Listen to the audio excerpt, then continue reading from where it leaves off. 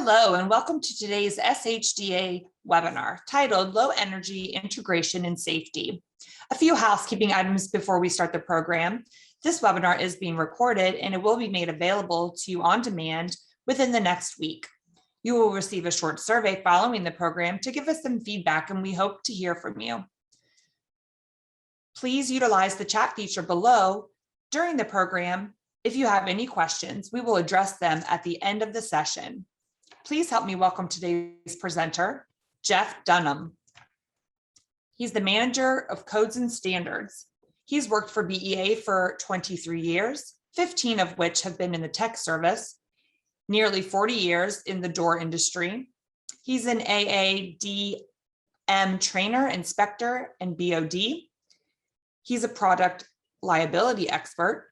He's a co-author, and he holds his electrical engineering degree. Jeff, the floor is yours. All right, thanks, Trish. All right, welcome everybody. Thanks for attending today. Today's learning objectives, we'll try to cover all these in the order we see. We won't call it ANSI, we'll call it the ANSI standards. That's the acronym we use. Who is ADAM, AAADM, and why do we care? Who uses the standards and when do they apply? What is the difference between laws, codes, and standards? A knowing act. Control circuits and how sensors react to them. The history of sensors and sensor technology, at least for practical purpose for this presentation. Access control integration with safeties, different sensors for different doors and for specific doors, and why.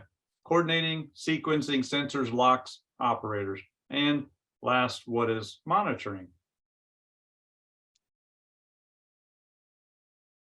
What is an ANSI standard? Standards such as the standard we're primarily discussing today, the 156.19 or the .19 standard, have been recognized as an American national standard and have successfully completed a lengthy approval process wherein a diverse set of interested parties have reviewed and approved the standard. Those are the stakeholders for that standard. The American National Standards Institute, ANSI, serves as the coordinator for the development of American national standards and has adopted procedures for demonstrating consensus of those directly and materially affected by standards. Standards development.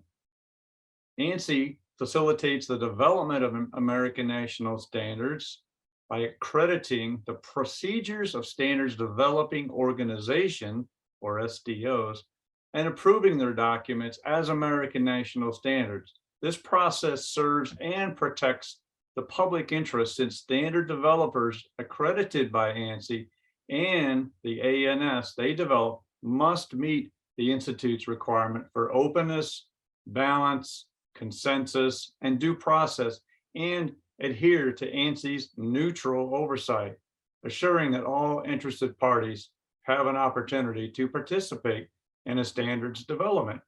And for example, the Builders Hardware Manufacturer Association, the BHMA, is the sole entity who maintains and writes the 156.19 standard that we're talking about today. Speaking of the BHMA, the A156.19 version 2019 is a power assist and low energy power operated swinging door standard. The scope of that standard are the requirements only apply to swing door operators. The operator types are power assist and low energy power operators for pedestrian use and some small vehicular use. It does not address doors, finish, or hardware. The activation of doors described in this standard requires a knowing act. And we're going to get into that in a little bit. Included are provisions intended to reduce the chance of user injury or entrapment. These products are intended to improve accessibility, and the points of emphasis for this standard are concerned with the following 5 items: speed, force, hold open time, or also called time delay, means to activate, and signage. This will be the mass majority of auto doors. The next standard, 156.10, the 2017 version, is a power operated pedestrian door standard, and that covers swing, slide, and folding doors. The scope of that standard is the requirements in the standard apply to power operated doors for pedestrian use, which open automatically, not by a knowing act, when approached by pedestrians in some small vehicular traffic or by a knowing act. Included are provisions to reduce the chance of user injury or entrapment. Power operated doors for industrial or train traffic are not covered in the standard, but it does not mean they're exempt. All doors in this standard require sensors and monitoring to assure safe use. And the term knowing act, we've used it a couple of times here, but this standard, the 156.10, the portion that does allow knowing act, the items that apply to that are relevant to the speed and the force and the time delay and signage. Those requirements are different for the .10 standard compared to the .19. And it's also estimated that the .19 compliant doors, it's estimated that the ratio of doors operators sold is about 2 to 1. So 2 156.19 door operators are sold for every one 156.10 door operator. Codes, standards. When no code exists, a standard is created to allow a safe and consistent installation. Many times, a code points to a given standard, thus placing more weight on enforcement and compliance. A standard is a formal guide for the installer and service technician. It's a performance standard with specific information on how an automatic door system shall perform for the type of system being evaluated. Standards do not have a formal inspection process that is conducted by a city, county, or state government system, whereas they do have a process to adopt a given standard.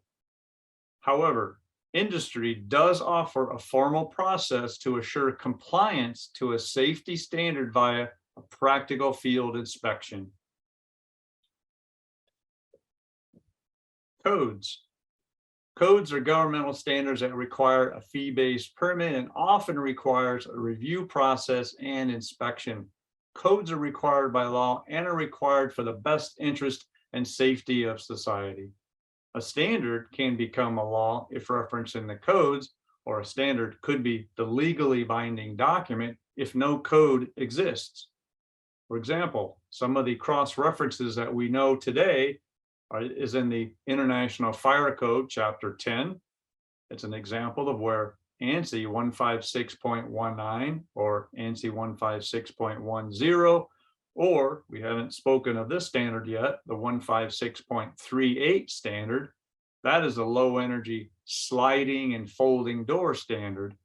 Those standards are mentioned in that fire code and adopted by most states. As a note shown below in that section 1010.3.2 for power operated doors, highlighted in pink, states power operated doors shall comply with those 3 ANSI standards. Additionally, the International Building Code, or IBC, in section 1010 and the NFPA 101, section 7, have the same or similar language that cross-references compliance to these standards. So the weight of that is pretty important, where a standard, or I'm sorry, where a code or codes in this case is pointing to a standard. Who or what is ATOM? It's the American Association of Automatic Door Manufacturers. It is a trade association of automatic pedestrian door systems. ATOM was founded in 1994 with the following mission: to advance interest of the automatic door systems industry, to increase education, training, and professionalism among installers and service providers, and do generally promote the safe use of automatic doors. Contact information for Adam there is it's actually a legal holding company based out of Cleveland, Ohio. They do have a website. It's not on here, but ADM.com will get you to the Adam website. Adam also offers a formal 2-day licensing and certification program to train installers and service technicians how to conduct practical field tests for the type of system. We've spoken a little bit about ANSI and a little bit about Adam. I always tell industry people, ANSI tells us what we have to do with respect to a door system or a power operated door. Adam tells us how we have to do it. Adam interprets the ANSI standard and has created a formal training program how to interpret the standard and apply the standard as a practical field test. And many times in door schedules and architectural specifications, Adam has mentioned something to the effect, shall be installed by an Adam certified inspector. That's their assurance that there's been some relevant background training for an installer point.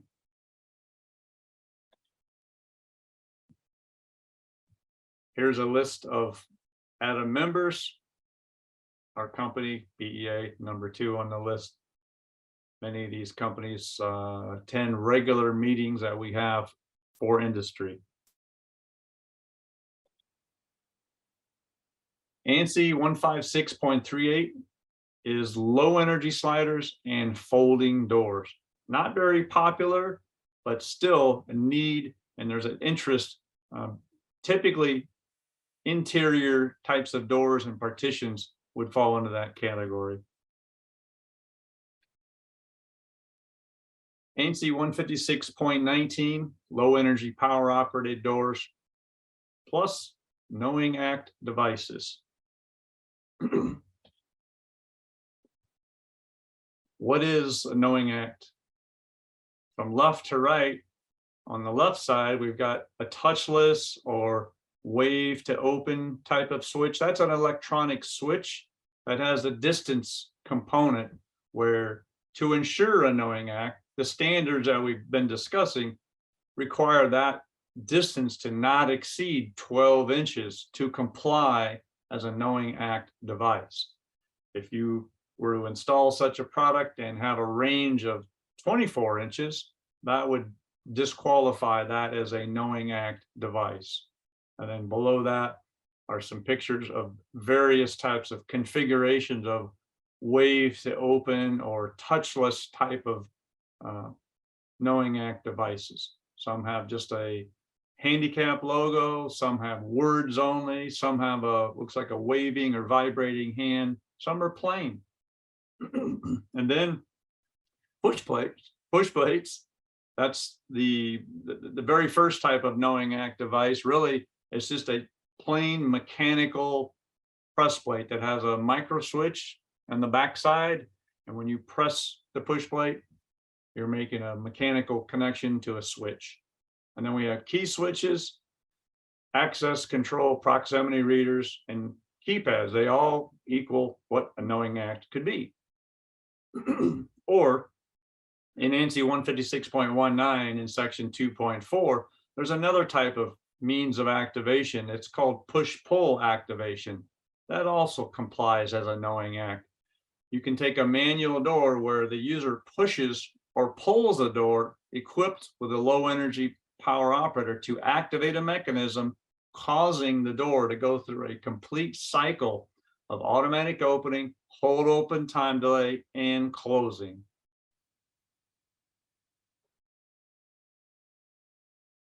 Door controls and their circuits. Following slides, we're going to show some examples of various types of low energy power operated doors and their respective wiring diagrams or schematics. We're just going to generally have an overview of these types of controls.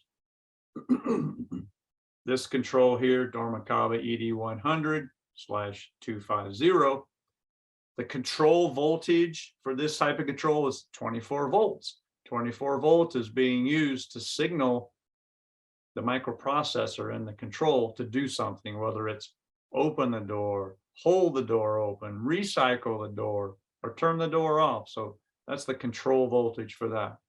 We have different types of inputs that do different things. And one of the things here, the term they're using, test, on the lower right, test for signal, test output. That's a term often used in industry for monitoring. Those are interchangeable terms. I think we have 5 or 6 of these controls. This control, Horton C4160-2. On the left, they also show a wiring diagram connecting knowing act devices or push plates, as well as sensors, and then the wiring terminal strip. Here they're using 24 volts as well as a control voltage. So they have terms each, and you'll see each manufacturer will have their own terms for their types of functions with respect to the door operator. Actuate, common, safety, toggle, stop and some, or stop and seek, and then unlock and open. Those are all terms that Horton uses, unlike some of the other manufacturers may not use those terms. So it's important to understand some of the terminology, various manufacturers. Here, BSIM, also now ASA ABLAE SW100 or Intramatic HA9. The BSIM on the left is showing expansion boards for auxiliary functions on their door operator. You can add these boards to the operator and have additional functions. And then on the right, we have some inputs and outputs, and then we have potentiometers as well for adjusting opening speed, closing speed, hold open time, closing force. So those are all part of the fine tuning aspects that's required when you're installing, because if you adjust the opening speed wrong, you would bring your door operator out of compliance with the requirement of ANSI 156.19. Another low energy control by Allegion, the LCN benchmark. Here we're showing push plate or knowing act inputs, and then also using 24 volts as a control voltage, with the ability here shows that looks like we can install an electric lock, but just be careful using electric lock or strike. You need to know what the current or amp draw is on that lock. You could easily overload or exceed the limit that the control is capable.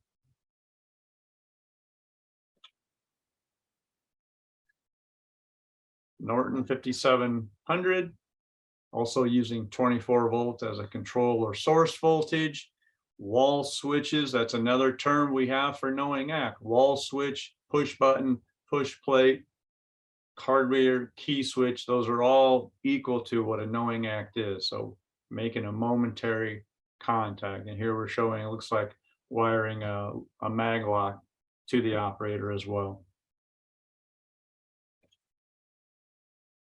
Last control, LCN, senior swing, is microprocessor control, has on one side of the control plug and play harnesses that are specific for certain functions on the control. For example, DMSS, door mounted safety sensor. They have one on the recycle, or we call approach side, and then the other DMSS one on the swing or safety side.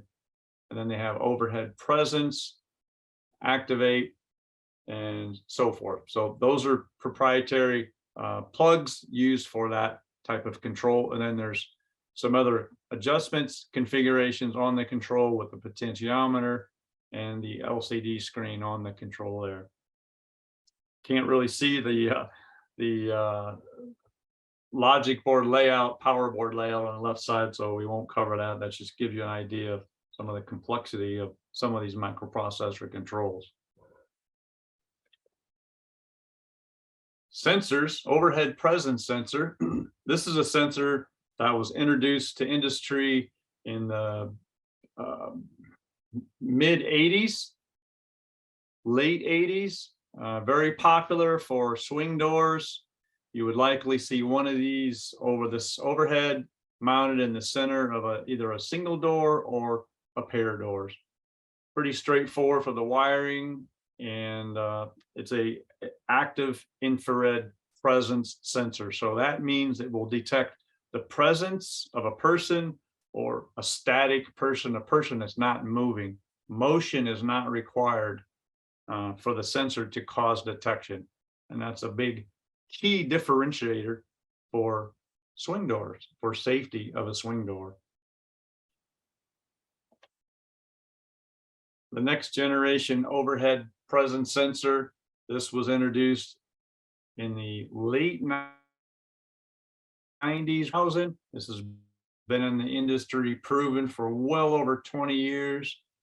Very similar wiring as the previous sensor, power, and then we have an output, and then there's a monitoring signal, as well as this type of overhead presence sensor utilizes an electronic data circuit to inhibit or lock out the sensor, because these types of sensors that are mounted overhead on either the operator or the header of your swing door, they must be inhibited or locked out or prevented from doing anything while a swing door is closing. Otherwise, imagine if the swing door is closing and the sensor detects the swing door, that would be effectively providing a safety signal to your door control, preventing the door from being actuated with the knowing act device. So for that reason, it's accepted for industry to inhibit or lock out the sensor while the door is closing, and then re-enable it once it gets closed. Here's an example, pretty much a screenshot right out of the instruction manual for this type of sensor. This view would be as if you're viewing overhead above a simultaneous pair of swing doors. We can see the swinging action of the doors, and then the dark horizontal line would indicate the door header or door threshold. The shaded areas, for example, the width, the pattern width, there are 9 different selectable pattern widths. That's indicated by the dark shaded area. And then the pattern depth, that's adjustable as well, indicated by the 6 different pattern depths.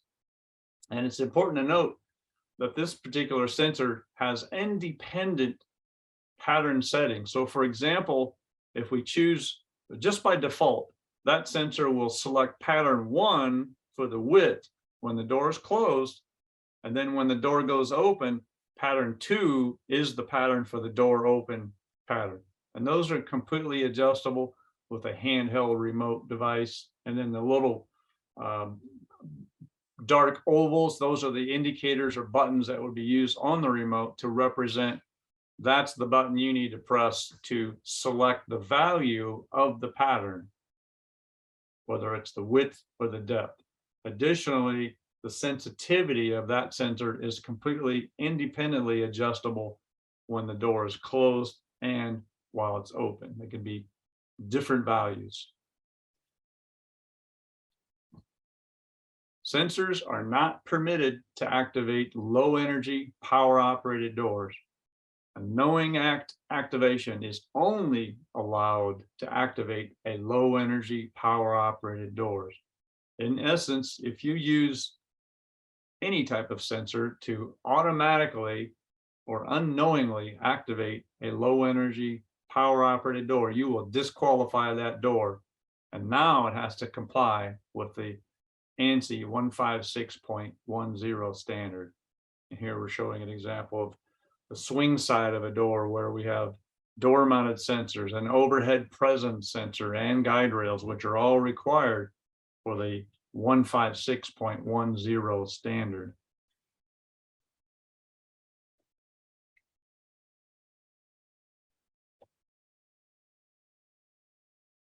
Door mounted presence sensors, we have 3 different types we're going to discuss here. So this door mounted presence sensor has been in the industry for probably close to 25 years. This is a non-microprocessor type of sensor, and is a distance measuring type of sensor that's mounted horizontally on the top of a door operator. And then the wiring is fairly straightforward. We have 2 wires for power. You'll have 2 depending for output, depending if you choose normally open or normally closed. And then we have a test for the monitoring aspect when needed. The beauty of this product, you could mount it anywhere. You could mount it horizontally, vertically, diagonally, because of the distance measuring capability. It's not required to look at the ground or look at any background. It can just look out into thin air if necessary. Additional door mounted presence sensors. This is the next generation. This is where industry will likely be going for years to come. This particular model of a flat scan SW. This is a laser based standalone door mounted sensor for swing doors.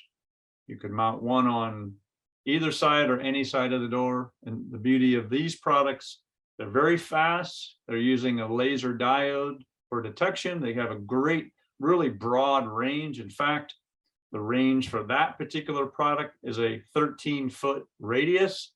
That should cover 99.99% of all swing doors for the pedestrian world.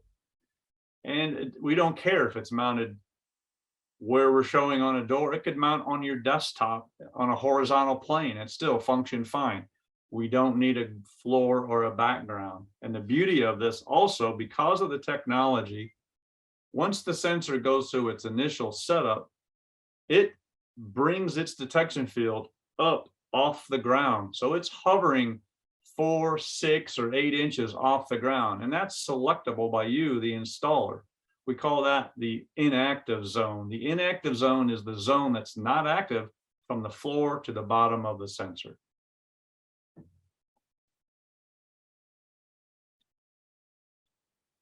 Continuing with door mounted presence sensors, this is the next generation of the previous sensor we just showed, the flat scan 3D. It's the exact same configuration, style, laser diode as the previous flat scan, except instead of only one plane or one field of detection, there are 4, and those are selectable, 4 fields per sensor. So we can get complete swing door coverage wherever you put it, whether it's on the approach, non-swing side, or the swing side, the safety side. You can put it on either side, and you can mix and match. This sensor could be mixed with the flat scan sensor. So we don't care. The plugs, the harnesses, they're all the same.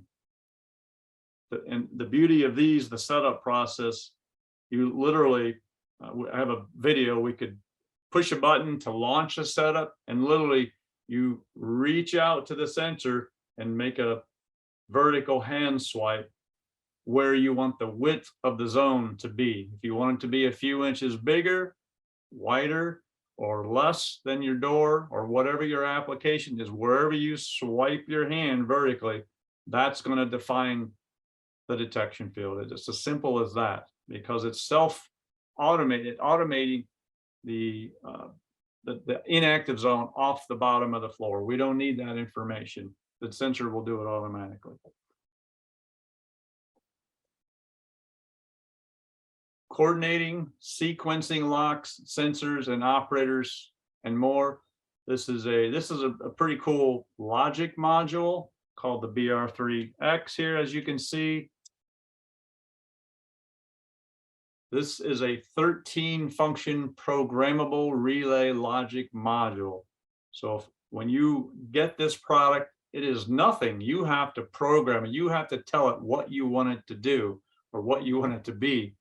And the functions on the left column there, those are the 13, one of the 13 functions you would have to choose for your application. And maybe some of the terms that are used might not be so familiar for your application, but we have to put it that way to try to for broad acceptance in varying markets and industry. And the one we're going to show you here, the next one here, is function 22. Let's go to that right now. Function 22 would play particular interest to the people on this webinar, where we have a low energy power operated door, and maybe we have an electric lock, and maybe we have a reactivation or a secondary reactivation sensor on our low energy door, where that's oftentimes the case. This provides the logic to make the lock work, make the operator run, and provide logic, sequencing logic for the door mounted sensor.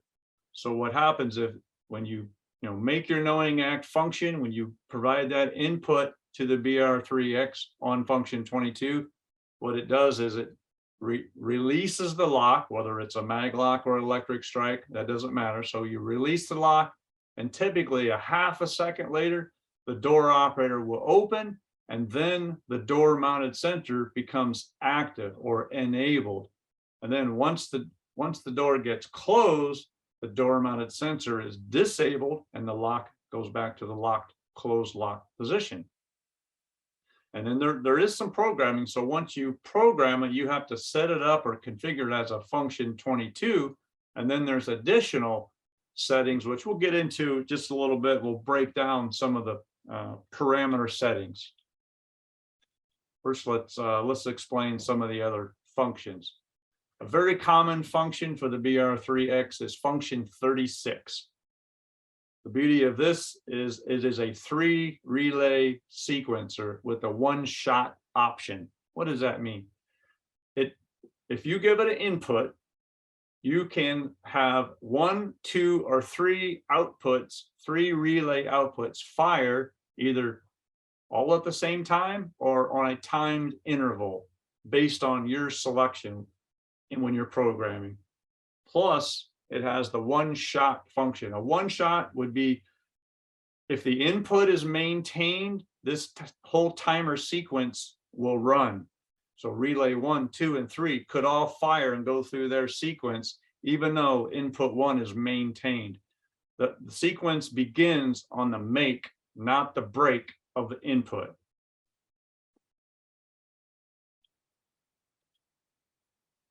Another function, function 37, this is another 3-relay sequencer with independent output relay option.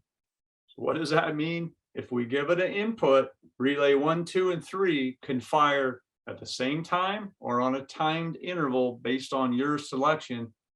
Plus, you have the ability to have selectable inputs fire a selectable output. And the example on the wiring diagram here, where, for example, input 2 will fire relay 1, input 3 will fire relay 2, input 4 will fire relay 3 only. So you have that option for some logic for different applications as well.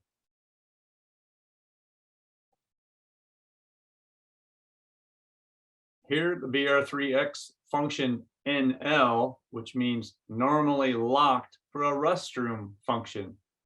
This is providing for a power operated door, and it doesn't have to be a power operated door. You could have a non or a manual door, and this would still work fine. The idea is to have a knowing act device and then a lighted signal, maybe integrated or next to or adjacent to a knowing act device that will indicate or light up locked or unlocked when a restroom is occupied. And then when a person goes in the restroom, there's typically a button that they would press to lock it out, and that light on the outside will light up indicating locked. For privacy, the door's locked. And then the person could either pull the door open, or if it was an automatic opener, press a knowing act device, the door would open automatically, and then start all over again.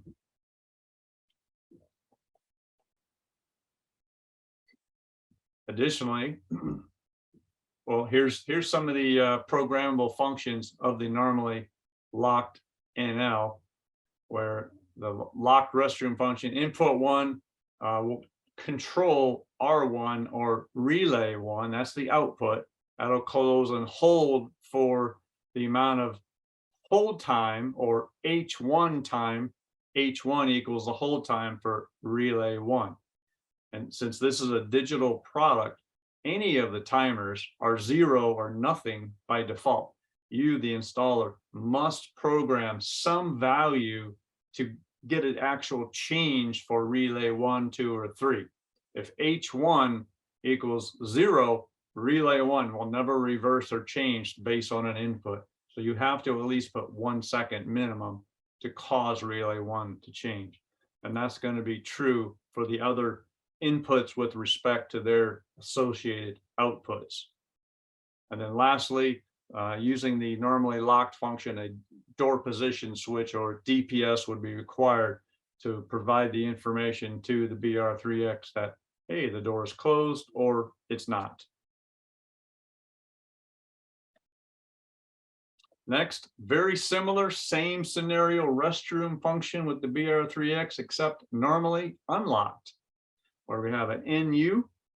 Same scenario, we could have a door operator or not, but this would be where the restroom is unlocked, press a knowing act device or a button, and it could lock it down and provide that privacy in the bathroom while you're there. And then the person could either manually pull the door open or press a button and it would automatically open and then cancel out the lock function and go back to normal operation. And again, all that has to be your timer and your hold time must be programmed. Again, all your inputs must have an H or a hold time program. Otherwise, the relay, the associated relay output will not change. And then also on the restroom function here, we also need a door position switch to indicate when the door is closed and when it's not.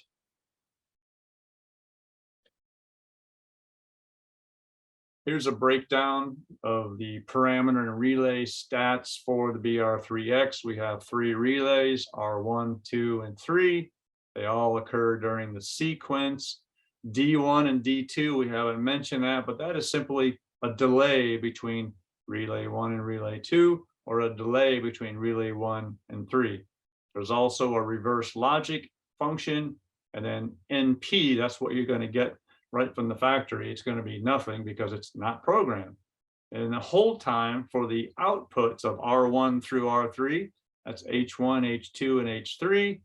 And then the lowercase r's with the horizontal lines, that's what you would see on the LCD screen, and actually they're going to be red on the LCD screen.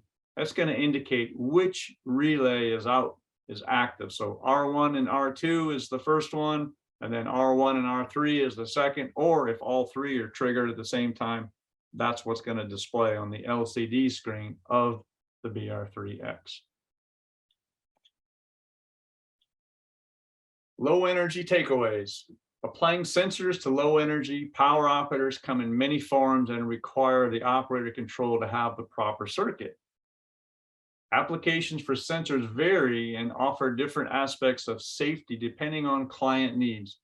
These customer needs should be considered while choosing a sensor application, whether you want to choose an overhead or door mounted sensor. And these are for safety sensors, not for activation, which brings us to the next bullet point. No sensor installed on a low energy application can cause a closed door to open. And that's explicitly pointed out in ANSI 156.19, section 4.1. All means of operation shall be by a knowing act. A sensor is not a knowing act, although we did talk about the wave to open. That is a form of an electronic sensor, but we have a range not to exceed 12 inches.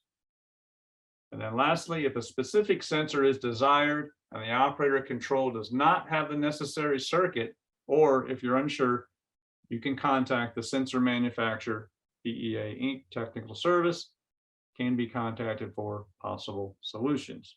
We'll skip the questions till the end.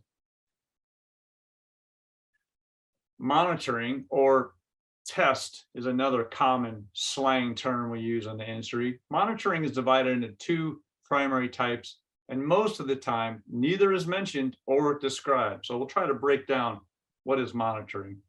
We have internal and external monitoring. Internal monitoring is where a device incorporates or conducts certain internal functions and checks to validate itself and the device if it's capable to function normally. That's typically not incorporated or not called out for in the standard.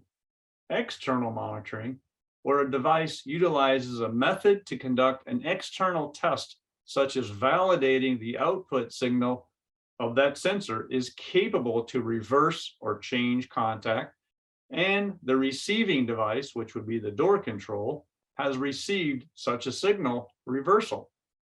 In a power operated door industry, this is called monitoring by voltage, where a voltage signal from the door control causes the external monitoring sequence to begin while expecting a reply via the output signal reversal from the sensor to ensure function and connectivity. That sounds like an awful lot of things that are going on when a monitoring request is taking place, but it's very fast. In general, the overall time is almost always less than 250 milliseconds. 250 milliseconds is a quarter of a second. So it's pretty quick, but almost always it's less than that. So it really doesn't cause any delay on your door function or door operation. And I believe that is pretty much close to it. So company information, BEA was founded in Liège, Belgium, February 1965. It's a small area about 45 minutes north of Brussels, Belgium. BEA started in North America in Pittsburgh, Pennsylvania, and is still in Pittsburgh, Pennsylvania since 1987. As a leading manufacturer of presence and motion detectors for the automatic door industry. We make sensors for all types of industries, security, pedestrian, industrial as well. It's a worldwide global representation. BEA is. A parent company is purchased BEA, if I think back, somewhere in the mid to late 2000s. Is Halma Holdings, based in Europe. We have over 3,000 employees and 57 years total experience. And that is it. If we have questions, I'll go to the very last slide as well. If anyone wants to reach out and has questions and want to go offline, I'm happy to try to answer your question or get you connected to someone who can answer your questions. And that's it. So thank you for your time, everybody. Thank you, Jeff. This information has been very insightful, and I myself learned a lot. So thank you for that. Please do write down Jeff's information in case you have any questions in the future. No questions have come in. So at this time, this does end our presentation for today. We would like to thank Jeff for his great presentation. Also, we would like to thank those of you that have joined us and taking the time out to watch this webinar. As a reminder, this webinar will be made available in the next week or so on the SHDA website. Please take a few minutes to give us your feedback on the survey that will be in your inbox in the next day or so. And we value your participation. Please remember to follow us on social media and have a great afternoon.